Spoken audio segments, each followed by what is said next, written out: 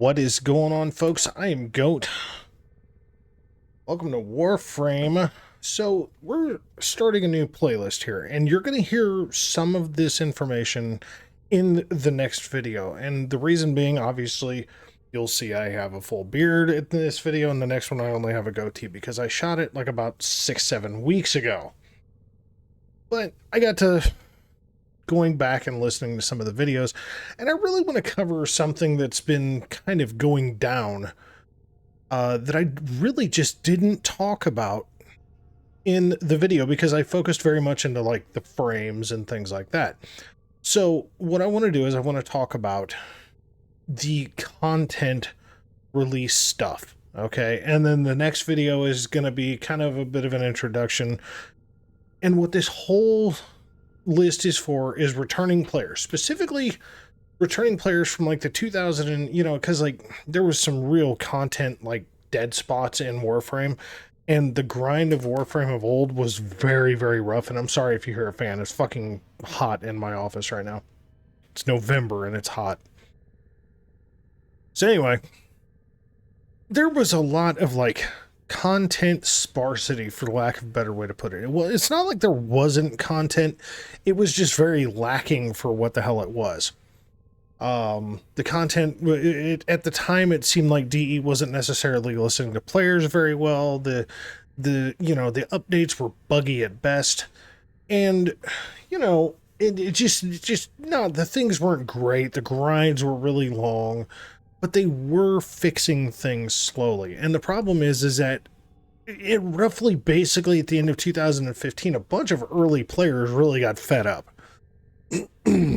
They got fed up to the point that they just very sparsely pop back in. Now you figure at this point, by the end of 2015, the game is basically 2.5, almost 3 years old. So from 2016 on, I want to go over each and every bit of content. Okay, and as far as what the important shit is that released. Okay, I'm not going to go over every single hot fix and everything like that, but basically what the major releases were and what the level of importance was. Okay, so the first major release in 2016 was Sands of Inaros. Okay, that came out April of 2016. It was only a frame quest. It was just a Barokatir talking about the Martian sun god of Inaros. Frame quest. Now, that being said, Inaros was, next to Nidus, being one of the biggest health tank frames in the game, and at that point in time, nearly unkillable. We'll get to that.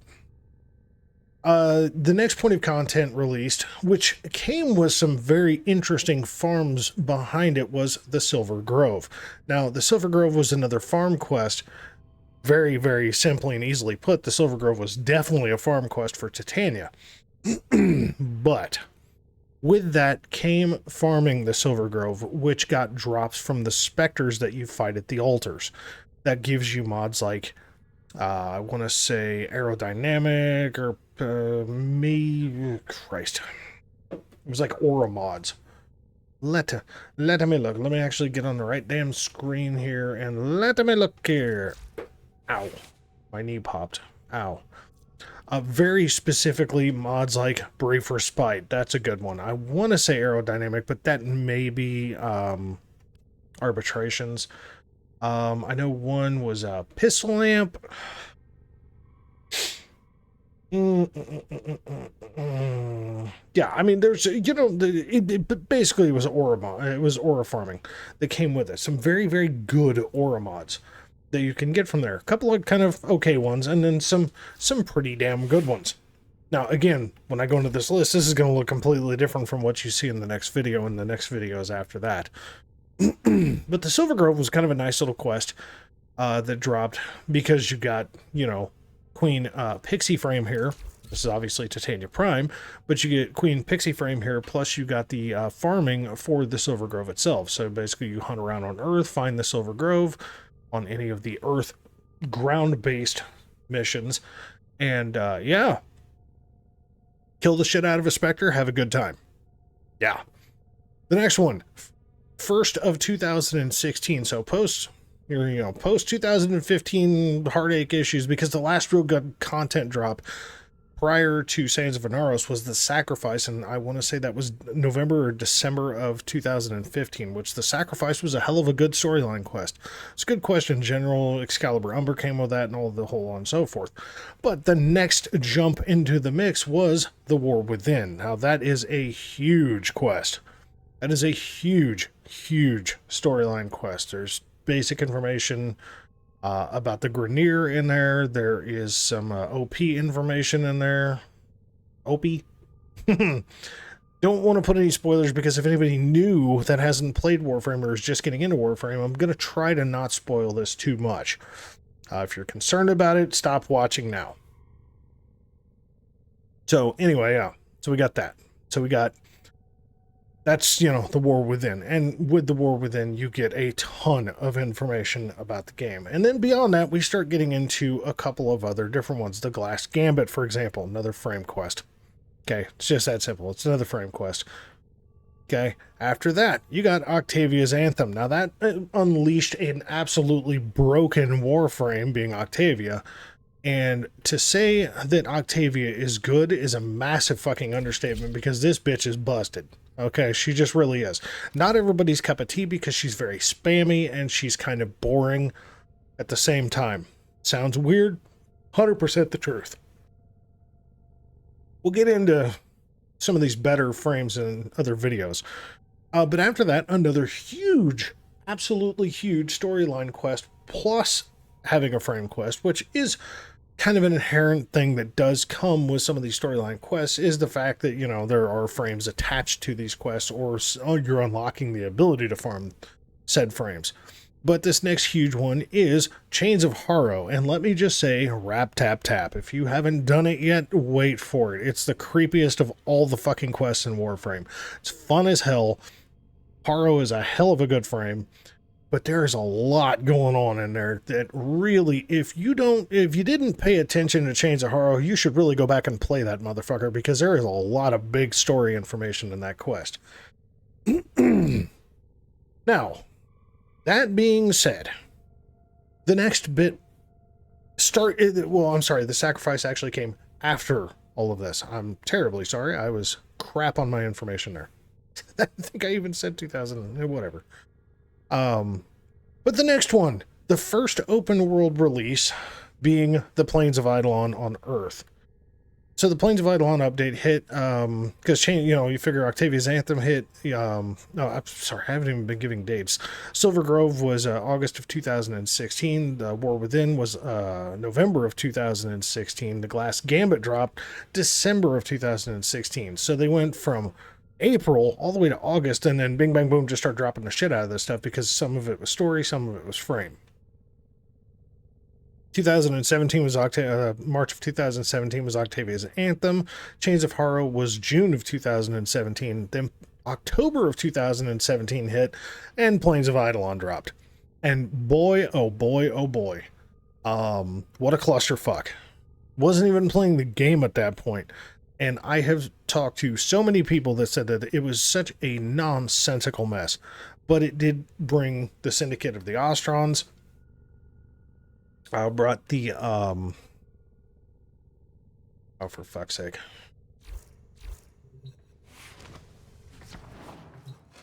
Oh, the Quills. Sorry. Just having a moment there.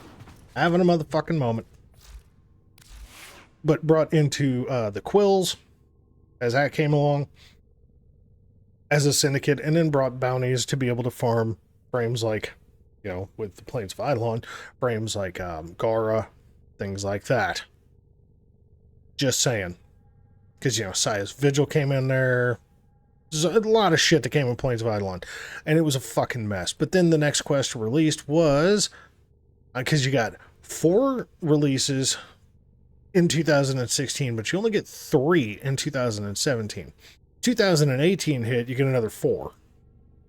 The first one to release was a hell of a jump away, because there was a bunch of little tidbit things that dropped throughout the Plains of Eidolon updates. Okay, so just because it started in October of 2017, Plains of Eidolon updates, if you go and look at Warframe's page, there was a lot of updates. There were some events. Excuse me. You will constantly catch me yawning because I'm always recording this shit in the middle of the goddamn night. There was, Eidolons, there was bounties, Saya's Vigil, dealing with the quills. There is a ton of crap that came with Plains of Eidolon. So that came October of 2017. It wasn't until June of 2018 when the Sacrifice released. And again, that is another huge story quest. Plus, you get a free Excalibur Umbra. Now, Excalibur Umbra, as I'll say in the next video, is kind of like the Wish.com version of Excalibur Prime. Nothing wrong with him per se. It's just a slightly fancier, slightly more buffed Excalibur. A little limited in some ways, little good in other ways. So after that, you get the Mask of the Revenant in August of 2018. And that is a pure frame quest. Little tiny bit of Quill story there, but nothing to the main storyline of the game per se. But you do get the ability of farming one of the most OP frames in a fucking game as far as survivability goes, being Revenant. And then there's that. And then in November of 2018, you get your second open world of Fortuna. Now, Fortuna being on Venus. Yeah. Interesting. And the worst part about Fortuna was the horrible debt bond grinds. The bounties that you do to get the debt bonds to rank up, and the resource farming and the hunting and everything else. To this day, the debt bonds have been lightened and laxed, so that's good, but the grind for Fortuna is still to this day pretty crap. It's not as bad as it used to be even in 2020 when I first started playing, but the grind of Fortuna is a fucking thing, okay? Especially the hunting, because the animals are very different from pretty much anywhere else. Most of the other animals you can pretty much just tag with a couple of shots. There's some shit on Fortuna. Well, you can empty your tranq rifle at that motherfucker twice before it fucking goes down, and then it's like, well, great, cool, love that. So, Fortuna is a problematic open world. Fun to play on, honestly. It's really not that bad, but that also came with the release of K-Drives and Event Kids. Another Syndicate came with Vox Solaris, which is the primary syndicate, and then Solaris United, which is the secondary syndicate, which opened up with, where the hell was I at? In December of 2018, you got the Prophet Taker, so the first of the Orb Mother fights. That was a big update because that was how you farmed one of the available frames, being Hildren, because you got access to Garuda with Fortuna, and then you got access to Baruch and Hildren through Solaris United. So, but the only way to farm Hildren was through the Prophet Taker. So it's a good time. It's a very, very, very good time. The next big update was the Jovian Concord. Now, a lot of people don't even fucking understand what the hell I'm talking about with that one. Okay? I want to say it was the Jovian. I'm almost positive. I'm going to look back, just make sure that's what it was called. Yeah, the Jovian Concord. Update 25. Yeah, the Jovian Concord dropped, and most people are going to be like, bro, what the fuck are you talking about? It dropped in May of 2019, and it was actually a big fucking deal. Even though nobody understands what the fuck that name is unless you're just super deep into the lore of the game. The Jovian Concord released the entire Jupiter Gas City rework, from just standard Corpus maps to the actual Gas City maps, which truthfully are very fun to play on. Lots of parkour unless you just like doing flying shit. So it was basically an entire Jupiter rework. It also released the Robololist, Zanuka, and Wisp. So, yeah. So that was back in the days of, Zanuka take your ass to the dungeon and you got to find all your shit kind of stuff. So it was good time. The next big update after that was the Old Blood. Again, there's some people that aren't going to have any fucking idea what I'm talking about. It's actually pretty simple. It came out October of 2019. It was actually Halloween 2019, and it was the release of Kuva Liches. Just that simple. So the first major release of Kuva Liches. So after that, we get to one of the most problematic updates that dropped from 2016 to present. And it was, Where is it? Rising Tide. Okay, Rising Tide opened up this can of worms for DE that blew up in their face multiple times. Rising Tide was releasing a new room in the dojo called the Dry Dock, and within the Dry Dock you could build a Railjack, but at the time you couldn't do anything with it for like a fucking month and a half. It was just, here, cool, go do this god-awful farm that takes forever to build the components, come back and do it at your leisure because it's going to take a hot damn minute. And the time frames were based, like, a lot of people don't understand that, like, in 2020, even me, I was like, oh my god, it takes, fucking 12 hours to build a part for one singular part that I had to go farm and fight sentience over just to go and do this 6 more fucking times. It was a horrible, horrible fucking quest because it took like a week to do this this thing, unless you were just sitting there at your computer the entire time for like 7 fucking days, or for about 4 days straight. It would take you like a fucking week to do Rising Tide. Now it takes like, I think it's like 15 minutes or something to build a part, so they definitely improved that. But Rising Tide was the Dry Dock, Railjack 1.0, or at the time just Railjack, but no system to actually use it. You can go back and look at Rising Tide, and it literally just says, the Dry Dock is available, build your Railjack for the upcoming battle. It was that loose. Yes, by me glossing over this, you have to understand that there's a lot of shit that dropped in the game with each one of these updates, because that's one thing Digital Extremes does, is they do a lot of content release, okay? They do a ton of content release. So they're always dropping augments and buffs and nerfs and everything else, but I'm just trying to gloss over the basics here, okay? But 6 weeks later, December of 2019, they did the Imperium update, which was basically just the Railjack expansion. It was another clusterfuck because it basically proved that the Railjack was a flying beer can. Okay, like, as the point of, you pour your beer out and then throw it into a crowd of people with a bunch of AKs and they can just blow holes in the damn thing. It was a piece of dog shit. It was a horrible farm. You were 99% of the time better off to just park that damn Railjack 44,000 meters away from the fight, take your Arcwing and pray like fuck your guns are good enough to take everything down.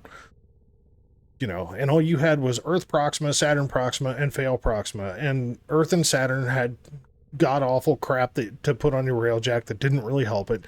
So the best farms were in Veil Proxima, which was also the literal hardest one of the hardest areas in the game to play at the time. And you're taking in weapons that are basically good for, not that high a level. Let's put it that way, okay? Yeah, Imperium was an absolute clusterfuck, okay? And that released December of 2019. Now, come around the time I started playing, a couple of days before I started playing, actually, released Operation Scarlet Spear. Yeah. This was a 1-month-long event. Now, the only reason that I bring up Operation Scarlet Spear, because like I said, it started March of 2020, and it ended it was basically the very beginning of March 2020, and it ended at the end of March of 2020. What it did, though, is it forced Digital Extremes to do the next update, because the reviews from Operation Scarlet Spear from the community were horrible. Some people loved it because you could get a bunch of relics and some event-based weapons and arcanes and things like that. But at the same time, the Railjack, because this was a ground-based, Railjack team-based, 2-team event, and nobody wanted to do the Railjack side because the Railjacks were pieces of shit. They performed horribly. So you had to really get a group of people together to really farm Scarlet Spear well. It was a pain in the ass is probably the best way to put it. But forcing their hand, in May of 2020, Railjack 2.0 was released. That was their first attempt at actually fixing the extremely poor performance of Railjack, and unfortunately, it didn't really fix a lot. They upped, a few stats on the Railjack, made it move a little better, but it was still based on avionics and not modding, and it was just a really, really shitty time to play Railjack, so everybody tried to avoid it like a fucking plague. At the same, in the same update, with Railjack 2.0, or one of the updates that came in the Scarlet Spear. Well, the Railjack 2.0, there was a bunch of minor updates that dropped in there, but another one was the Glassmaker. Now, the reason I bring this up is because people don't know who Nihil is. Nihil is the Glassmaker. He's basically the Oregon jailer, and he would turn people to glass, and that was their prison. So here's the hiccup, though. This was the last story that ever hit in Nightwave. That's actually the biggest thing, is that, you know, you had the Wolf of Saturn 6, which was basically a sentient Grineer conversion. You had the Embassy, which was Arlo, and the Zealite Prelate, and then you had the Glassmaker.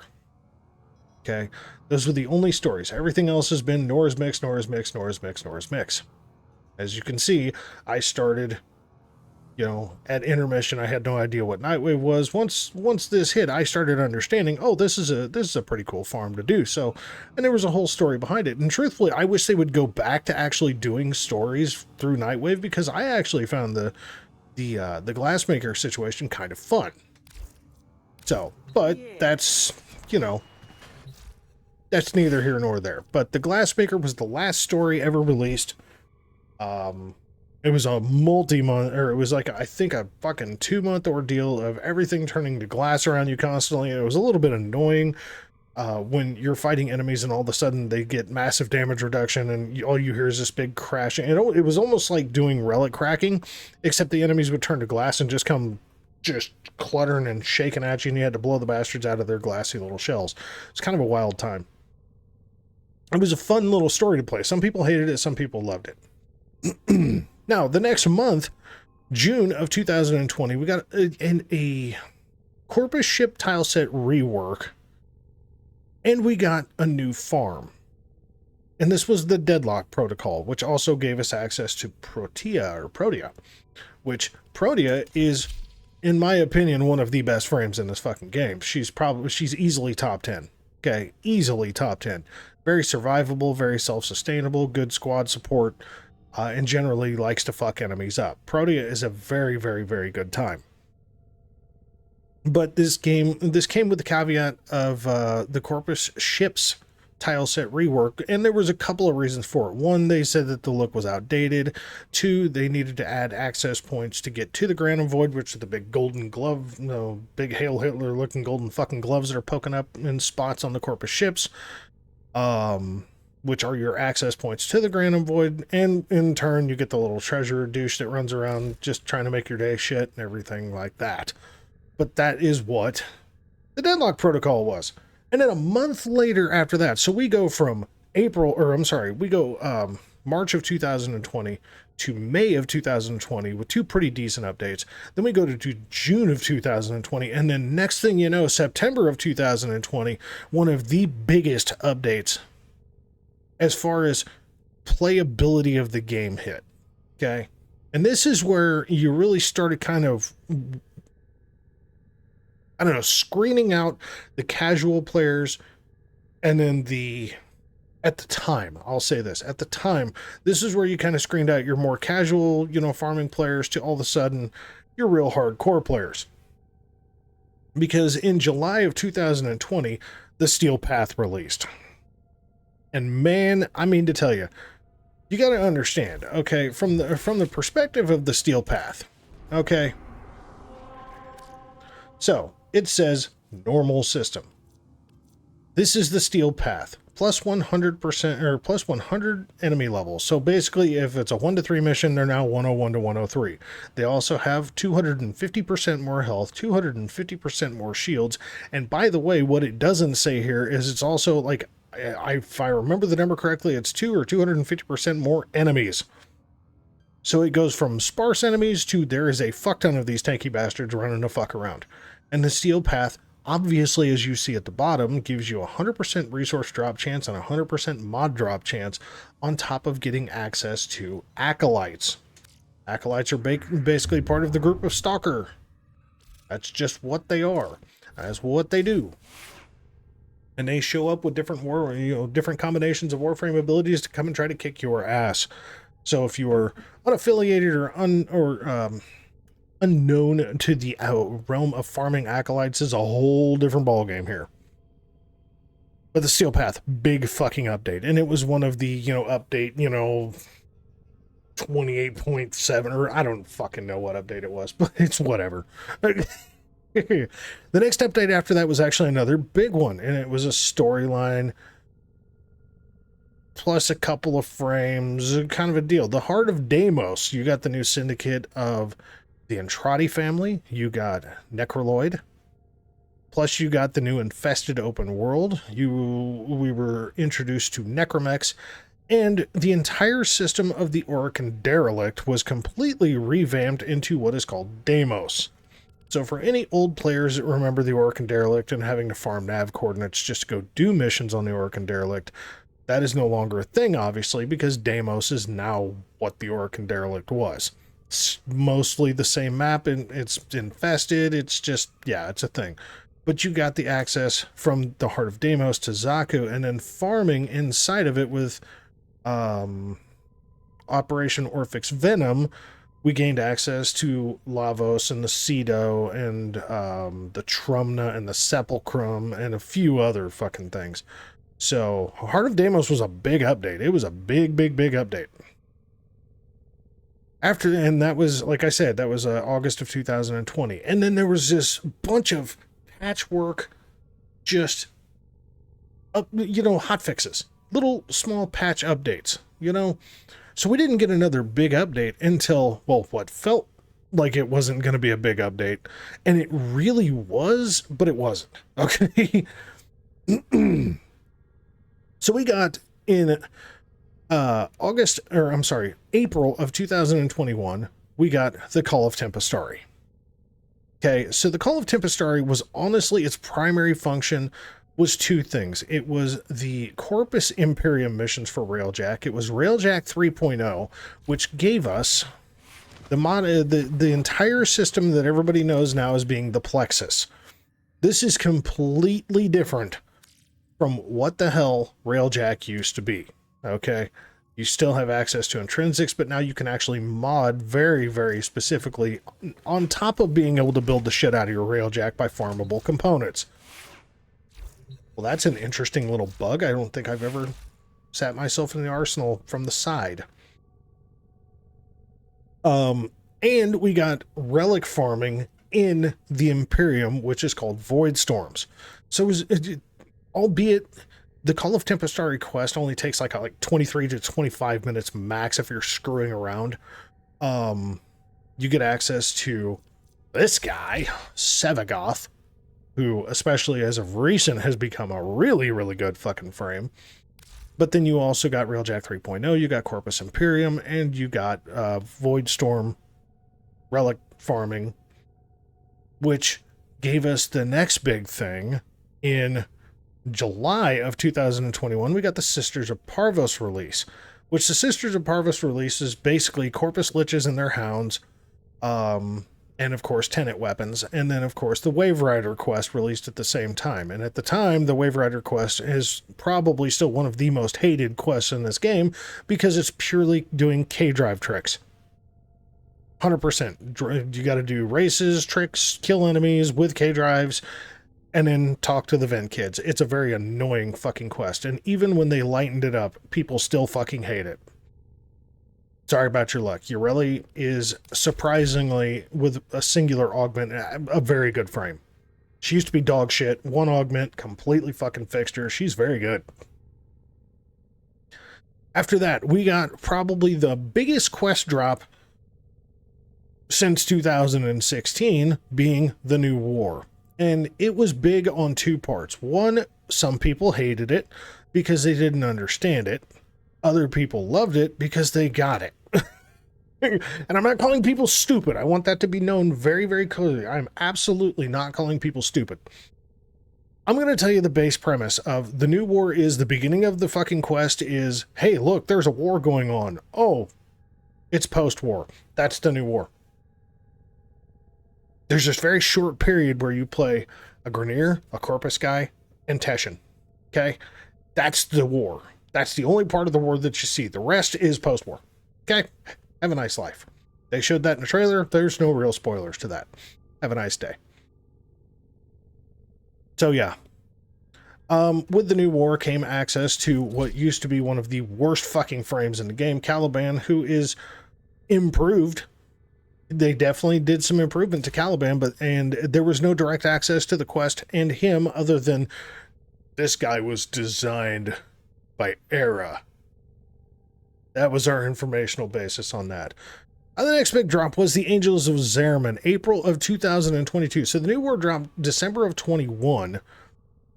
Angels of the Zariman dropped April of 2022. It was a storyline quest, but it also gave us some really big shit that happened in the game. For one, it gave us access to the new weapon type of Incarnate weapons through the new syndicate of the Holdfasts. So that in itself started this chain reaction of where the game is at right now of giving us some really OP fucking weapons. Like, they make Incarnate weapons basically make almost every other weapon in the game look like dog shit. So unless it's an Incarnate weapon or an Incarnate Genesis weapon, you almost don't want to use the damn thing because they just overpower everything else in the game, which is fine. It's good time to play.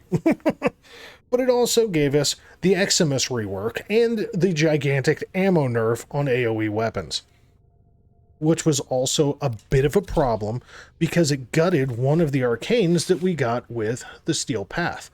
Because what you see here is on kill, plus 30% damage for 5 seconds, it stacks up to 12 times, plus 30% reload speed. Now, just want to point this out because this is a major annoyance. You look at primary dexterity, you got this, right? This is just a buff for melee stuff, okay? But primary Deadhead and primary Merciless were both twofold things. Well, three, really. So on a precision headshot kill, 120% damage for 24 seconds, stacks up to 3 times. You get a headshot multiplier and minus weapon recoil. So you've got 2 positives that the arcane gives you. Merciless used to do the same. Now it only has 1, and people have just kind of owned it and let it happen.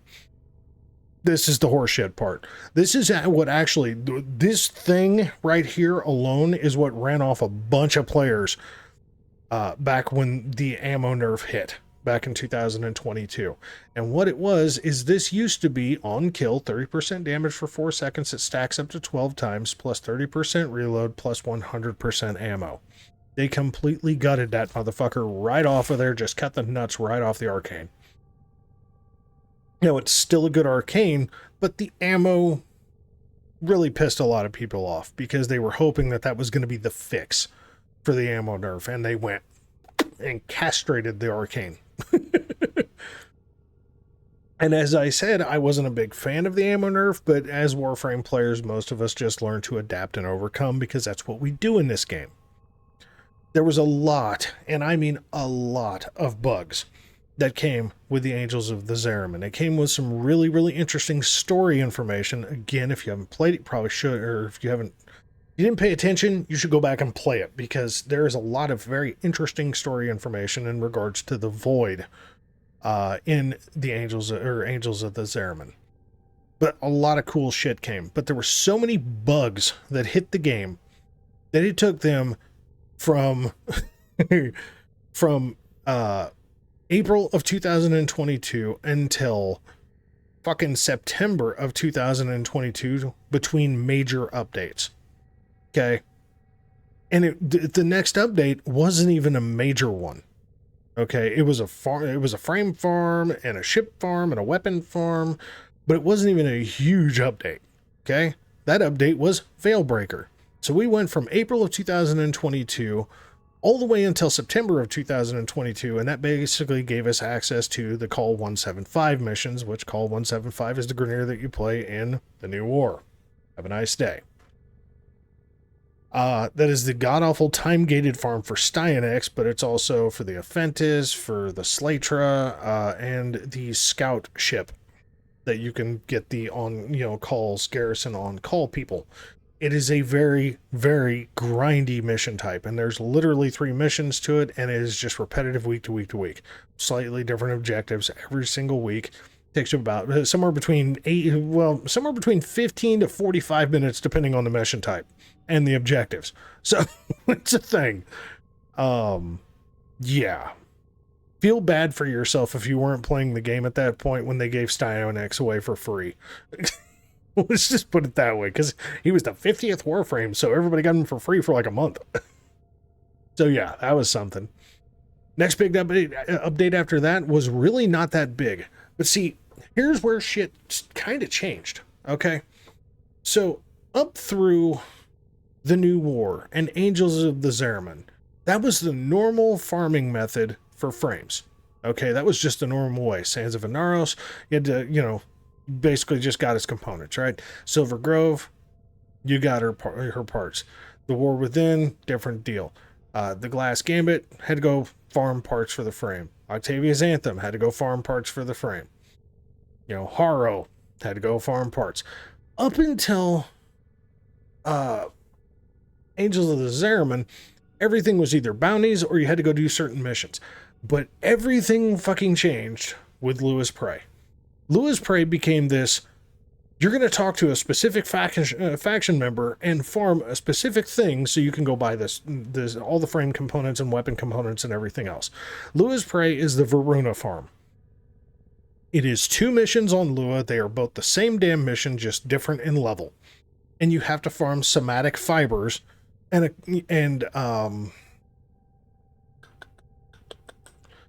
what is it? Luathrax Plasm. Because Luathrax Plasm is basically the currency to not only build Varuna, as well as somatic fibers, but to also purchase all the components for Varuna. So yeah, that was kind of a change up on how to do frames, and it went over so well that that's kind of how they've stuck with doing things at this point. So now whenever frames drop, you're no longer doing bounties, you know, or jumping around the damn star chart to go find different missions to do things. You just basically have to go play, you know, a few missions, and there you go. So basically, Gyre was the last for Gyre. Well, okay, well, we'll call it Styonix, really, but Gyre was the last bounty-based frame. Styonix is stuck through Call 175. Lewis Prey is literally go talk to Archimedes and Yanta. Go take her some Luathrax Plasm and buy all of Varuna's parts. Have a nice day. Next big drop was Citrine's Last Wish. That was February of 2023, and I want to tell you that is still one of the worst fucking farms in this game because you have to do that stupid-ass, long-ass mirror defense mission on Mars, Tiana Pass. For one of the best frames in the game, it is a horrible farm. Citrine is unbelievably powerful. But good God, the farm to get her is fucking garbage. Okay? It's absolute trash. But that was Citrine's Last Wish. February of 2023.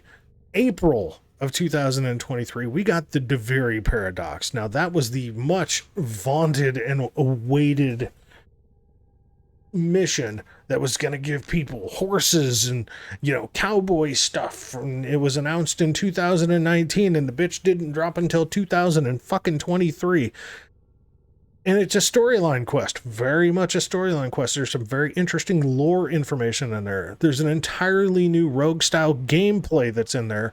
And then it also gave us Incarnate Genesis weapons. And of course the circuit. Which the circuit on the regular star chart, very easy way to farm, very problematic frames to farm once a week. So you can pick a frame and you can get all the crap to do it as long as you complete all the missions and get enough rankings to do the circuit. On the Steel Path side, you can get 2 Incarnate Genesis adapters for 2 of whatever's in their weapon rotation of that week. Or if you've got all the weapons, you can farm Rivens. The Steel Path circuit and the base circuit are insanely helpful because you get either a really big pain in the ass frame or arcanes or mods specific, like augment mods for those for the frame that you're farming. On the Steel Path side, some really, really powerful shit. Now, the problem behind the Steel Path side is that people don't seem to understand that it scales very quickly. You do 12, 13 missions, you're fighting level 2,500 enemies. It kind of trips people the fuck out. So if you're not ready for that kind of gameplay, you best buckle up. That shit gets real quick. So there's that. So that was the Devary paradox. The downside of the Devary paradox is it is one of the biggest letdown drops, because once you do all the farming for the Devary paradox, right, and you do, aside from the circuit, because the circuit is really the only appealing side of the Devary paradox once you're done, except for whenever Nightwave pops up and says, hey, go rescue an animal or go collect resources, you know, whatever, you know, go feed the moth fish, you know, something like that, something stupid Nightwave. That's like, like, you know, once you've done Devary for a little bit, you just fucking don't want to do it anymore. It's fucking boring as shit. It's more boring than doing bounties on the open worlds. It's bad. Like, it's really fucking bad. So, just putting that out there. And then, as a side update, in June of 2023, we got the 7 Crimes of Kalervo, which, again, bad motherfucker. This dude is a mean son of a bitch. He's supposed to be a melee-based frame, and you can build him in so many different stupid-ass fucking ways. He's very powerful, very self-sustainable, and has one of the most ridiculous first abilities I've ever fucking seen. Much less his third ability is just ridiculous, and I subsume over on my normal defensive build. But his third ability is just chaining damage to enemies and making them all go kaput. So, yeah, that was, like I said, June of 2023. Then we got Abyss of Dagoth in October of 2023, another frame-based farm. That one is, again, see, like 7 Crimes of Kalervo, you have to wait for certain spirals to be able to get Kalervos, to get access to Kalervo, and then you just run the Devary experience as quickly as possible and farm the shit out of Kalervo as fast as you can, because you're stuck in that godforsaken loop. With Abyss of Dagoth, no. You build a room in your dojo, do a little farm, have a nice day. Like, Dagoth is stupid easy to farm. But yeah, that dropped October of 2023. And then December of 2023, we got Whispers in the Wall, which is a huge storyline quest to the upcoming content as of now. That also gave us access to Corvex, the big concrete dick guy. This big boy. Which, again, you farm Voca, boom, you get this guy. You turn it in, you buy the parts, there you go. Have a nice fucking day. He's the big concrete guy. Just saying. And then the next one after that. Yeah, we still got more, man. We only got 4 more, but we got more.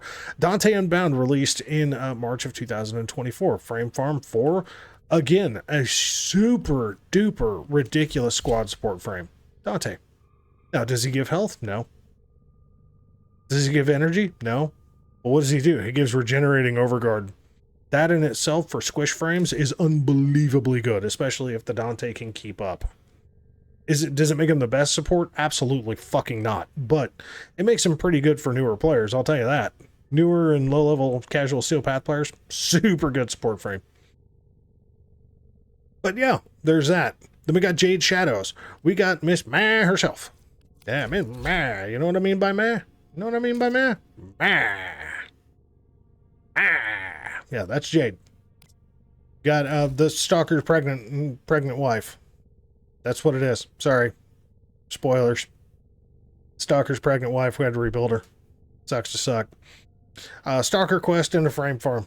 You basically do an elevator a fuck ton of times and you go get her weapons and the frame, and she's good. Jade's actually pretty damn good.